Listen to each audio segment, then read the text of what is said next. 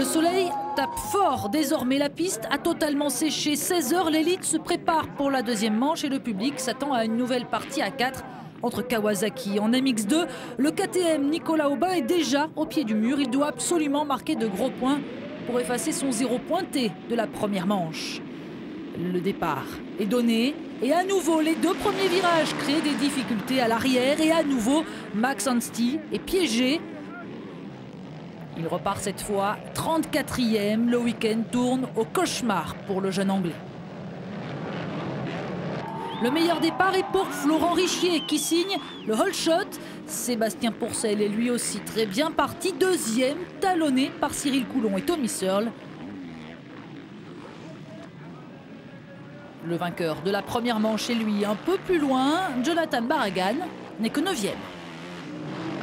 Un tour suffit à Sébastien Pourcel pour prendre la tête de la meute. Mais ses adversaires se rapprochent. Grégory Aranda est 4e. Son coéquipier Xavier Bock 5e. Jonathan Barragan se bat lui avec Tommy Searle pour le gain de la 6e place. Mais sur une piste très dénivelée, la 250 ne fait pas le poids et l'Anglais finit par céder. Cyril Coulon est toujours aux avant-postes. Seul pilote non Kawasaki dans les 6 premiers du classement. Alors que Florent Richier, lui, rétrograde au fur et à mesure des tours. Animateur du début de course, il se fait dépasser par la troupe des Kawasaki, puis par Cyril Coulon.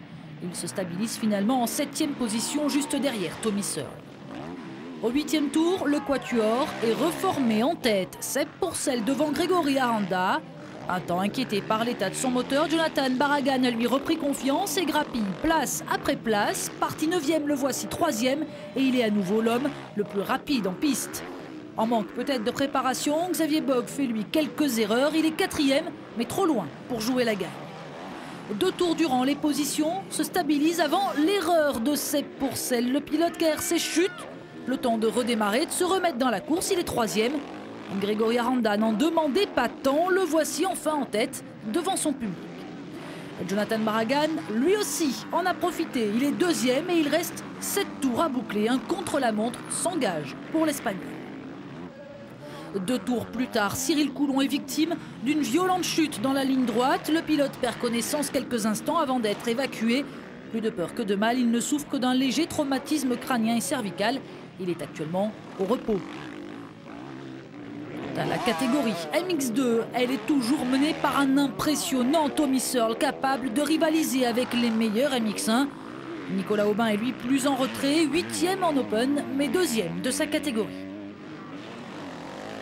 La fin de la course approche, mais le suspense va durer jusqu'au bout. Jonathan Barragan aligne les meilleurs tours en course et se rapproche tour après tour de Grégory Aranda. Le Gardois a en fait un problème de roue arrière proche de l'abandon. Il résiste tant qu'il peut au retour de l'Espagnol. Et à quelques mètres près, il s'impose son 5e succès en terre garroise. Peut-être le plus dur, avec une roue arrière quasi détruite.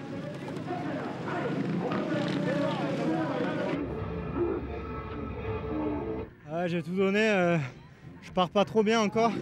Puis je reviens de derrière Seb, il avait vraiment un bon rythme. Je remontais un tout petit peu à des endroits, il me remettait à d'autres endroits. Et il a fait une erreur, il est tombé, du coup je me suis retrouvé devant. Puis ce coup-ci, j'ai été poursuivi par Barragan et j'ai rien lâché jusqu'au bout. J'entendais ma roue faire gling-gling, j'ai cassé tous les rayons.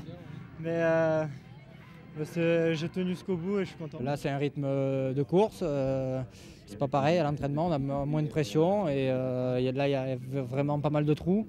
Donc voilà, je pense que c'est un peu un ensemble de choses qui font que j'ai mal au bras. C'est pour ça qu'il faut que je fasse pas mal de courses avant le début du championnat du monde.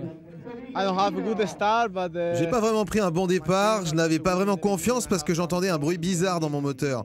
Donc je n'arrivais pas à me concentrer sur ma course. Mais dès que j'ai vu que tout allait bien, j'ai tout donné pour rattraper et dépasser Aranda. Je suis revenu au contact mais sans réussir à passer. Je termine 2e, bon c'est bien et c'est un bon entraînement avec le GP de Bulgarie le mois prochain.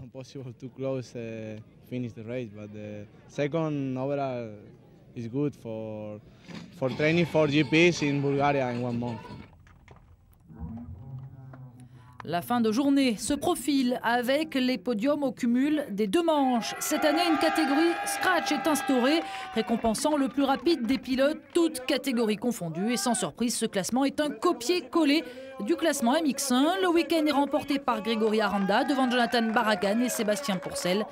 Le local se voit donc remettre une plaque rouge récompensant le leader du classement scratch. Au classement MX1, Barragan disparaît du classement, ouvert seulement aux pilotes français. Florent Richier, 4e, le premier non-Kawa, et Loïc Larieux sur KTM.